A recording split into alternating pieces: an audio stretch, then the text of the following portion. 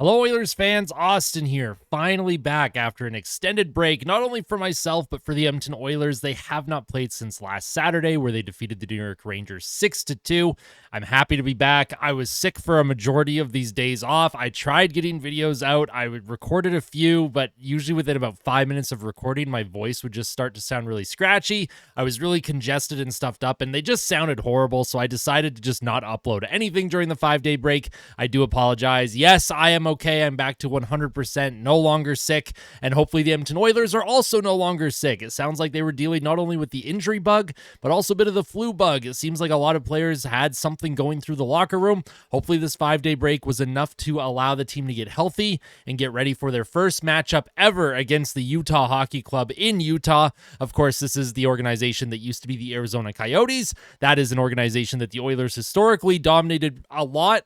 They've won 7 of the last 10 games against this organization. However, they've never played them in Utah. The Oilers make their first road trip to Utah, and then they also play Colorado tomorrow night. So that's the first half of a back-to-back. Don't have an official lineup right now. I don't know if Zach Hyman or Victor Arvidsson are playing. My gut says they are likely not playing. I think if anyone does play, it will be Zach Hyman, but we'll have to wait for official lineup cards to be submitted to know for certain. If you end up enjoying this pregame report, make sure to hit that like button, and if you really like it, make sure to subscribe to the channel. We continue to grow a really amazing, positive community here on YouTube, and I'm excited for the future and the rest of the season. And I'm just excited to watch hockey again. I hate these really long extended breaks, and I actually found out that this isn't even the official bye week for the team this year. Because of the Four Nations Cup, nobody gets an official bye week. It just happened that this is how the schedule was made, and the Oilers just happen to have 5 days off, and near the end of November. So that's interesting to think about. And then of course, there will be 2 weeks off from the team in February during the Four Nations Cup, which I do plan on making content for, by the way, so keep an eye out for that. Now, without further ado, let's get into the lineups. Of course, before I get super into the lineups, make sure you let me know your score prediction and your player to watch down in the comment section below. Projected lineup, again, like I said, this is not an official lineup card. This is being projected based on previous lines and potential injuries, players being inserted, players out of the lineup. Top line, I am thinking it's going to be Podkolzin, McDavid, and Draisaitl.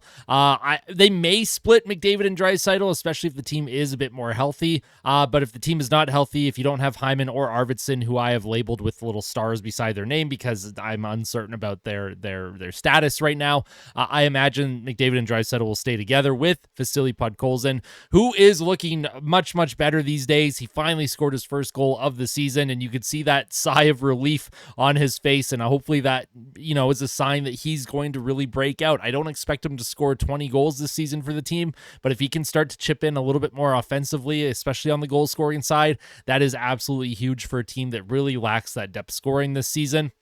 And then Skinner, Nuge with Kapanen. Now, Kasperi Kapanen is an interesting player. He has a major opportunity right now to really assert himself and get himself acclimated with this lineup and solidify his position in the lineup because of the injuries to Hyman and Arvidsson. The Oilers' right wing situation is very bleak right now. You have Draisaitl likely playing on the top line on right wing, and then you have Connor Brown, and then after that, you don't have a whole lot of right wingers. Corey Perry, of course, is a right winger. So we'll see if they go 11-7 or if it is going to be 12-6 tonight. But for Kasperi Kapanen, that is a very interesting player. A lot of motivation there. I don't think he was happy to be placed on waivers recently. And hopefully he can really solidify a spot in this lineup for the team and help contribute on offense. Again, this is, not a player that I'm expecting to put up 25 goals for the team. However, if he can chip in, if he can find any kind of offensive rhythm like he did earlier in his career, that is absolutely huge for the team, and we'll see if he's able to break out at all. Nugent Hopkins with Skinner, of course. Third line, I'm projecting to be Janmark, Henrique, and Brown. That line has played so much better as of the last few weeks than they did earlier in the season.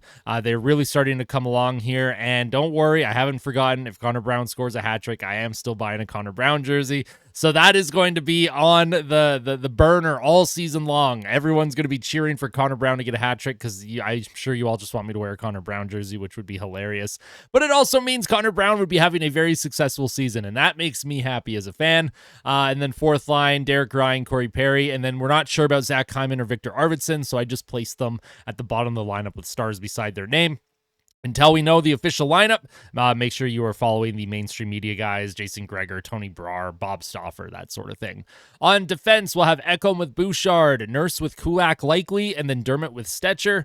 And then Emberson, of course, is in there. I don't know why I forgot to put Ty Emberson. I would likely go Dermott with Emberson or Stetcher with Emberson. I don't know why I forgot to include Emberson on this little graph. My apologies, but Ty Emberson is going to be playing for sure. He's 100% going to be playing, and Ty Emberson has been great in terms of the defensive impacts, so hopefully he can continue that. And Darnell Nurse has played really good too. He played great against the Rangers. He was really good before that injury against the Leafs, and I'm excited to see if he's able to continue to build on his season.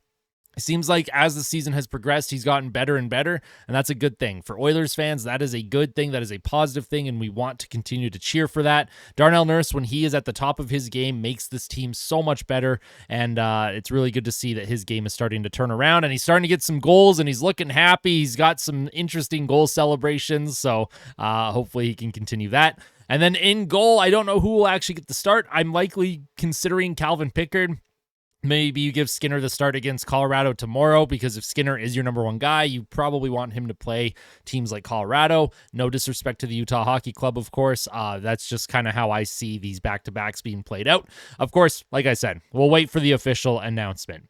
Now, when it comes to my actual game day predictions and stats, there's a lot of numbers on the screen. I will go through them. The Utah Hockey Club, they are 9-10-3 on the season. They are 4-6 in their last 10 games. However, they just came off of a win against the Montreal Canadiens, and they held Montreal to only 13 shots. So this is a team that defensively, when they are engaged, they are very difficult to play against. Utah's expected goals for this season ranks 9th in the entire NHL at 5-on-5, 52.19%.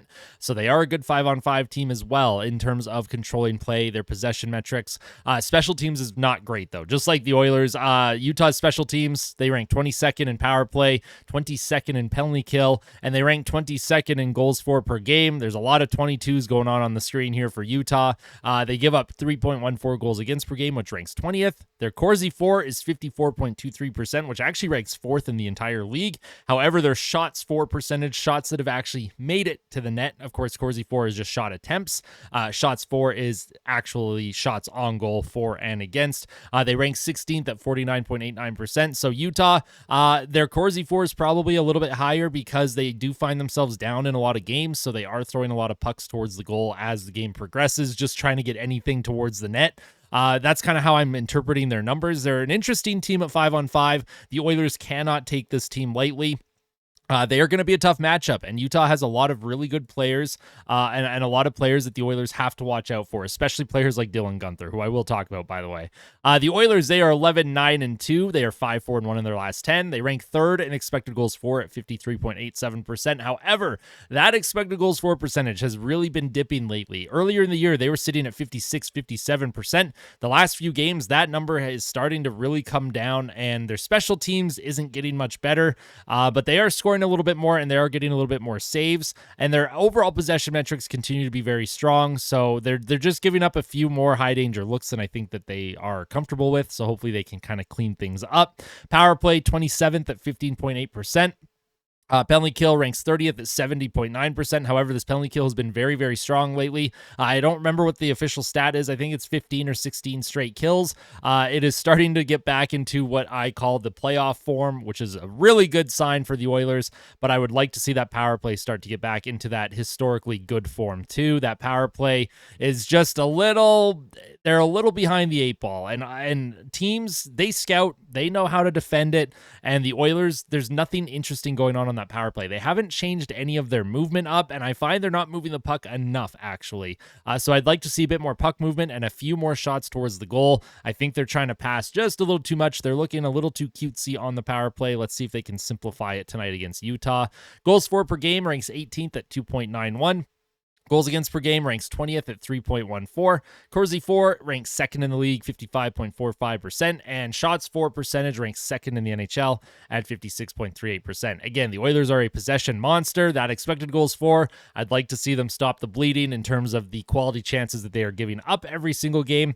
However, the team is still very strong on paper. They're strong on the ice. They're strong analytically. My players to watch tonight. Now, I'm going to do players to watch from now on. I'm always going to highlight a player from the opposing team as well as on the Oilers, and then my score prediction, of course. So my players to watch tonight, Kasperi Kapanen for Edmonton. I mentioned earlier during the lineups that he has a real big opportunity here to solidify himself in this lineup, get himself comfortable with this team, with the system, get the confidence of the coaching staff, and really, just put his stamp, right? He was put on waivers by St. Louis. He had really struggled earlier this season. He did get an assist in his first game with the team, or was it his second game? I don't remember. It's been so long since the Oilers played, but he did have an assist against the Rangers. And then there was some weird talk about how Ekholm came over and was like reaming into him on the ice. I didn't actually see that at all. I thought Ekholm was likely telling Kapanen just to be careful with how he's passing that puck back to the blue line, because it could have been picked off, but I'm sure Ekholm was also congratulating him on his first point as an Oiler. And then, of course, Dylan Guenther is going to be my player to watch for the Utah Hockey Club. This is a player that I scouted extensively when I took Sports Management Worldwide courses, the GM and Scouting course, and the Hockey Analytics course. So Dylan Guenther is a player that I am very familiar with. I watched a lot with the Oil Kings. He is dynamic. He is very good. He is streaky. He had some struggles with goal scoring earlier this season. However, he does lead the Utah Hockey Club in goals. He leads them in points. He's tied with Clayton Keller. Those are just dynamic players. They are very, very good. But every time Dylan Guenther's on the ice, just watch him. Just watch his speed, watch his hands, and his shot. Dylan Guenther has one of the best shots in the entire league, and once he's able to utilize it a little bit more, and he's able to get around defenders a little bit more, he is going to be a force to be reckoned with. He's probably going to be scoring 40 goals a season. I wouldn't be surprised. However, he ain't scoring tonight. I'm not allowing that. The Oilers are going to win 5-3. That is my score prediction. Hopefully it comes to fruition. I get a lot of people, knocking on me when I don't predict the Oilers to win. I get a lot of people that rag on me when I predict them to win too much. You can't win on YouTube. You can't win with the fans, but I do my best. It's all in entertainment. It's all in fun. I hope you enjoyed today's video. If you did, smash the like button. If you really liked it, make sure to hit subscribe. I will have a post-game reaction video out after the game, and I look forward to seeing everyone after this game and after this win, hopefully. So let's go Oilers. I'm happy we're back, and we'll see you soon, Oil Country. Make sure you tell someone that you love them, and always fight like a kid, and always fight like Ben. Let's go Oilers.